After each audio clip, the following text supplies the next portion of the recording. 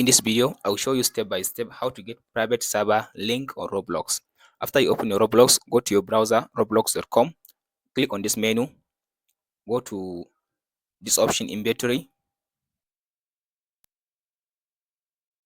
So under the inventory, scroll to down. So go to this private server, go to my private servers. So from there, go up. So here you'll be able now to see all your private server. So now select the one that you want to copy its link. So I'll copy the link of this one. So after you open the server, scroll to down. So now here is the game. If you scroll to down here, you'll be able now to find your server. So click on this three dot. So go to configure. So under the configure, scroll to down. So here it says private server link. So click on this generate button. So now it generated my link. So now click on this copy. Now you copy the link of this private server. And that's it, guys. Hope this video helps. Like and subscribe. Thanks for watching, guys.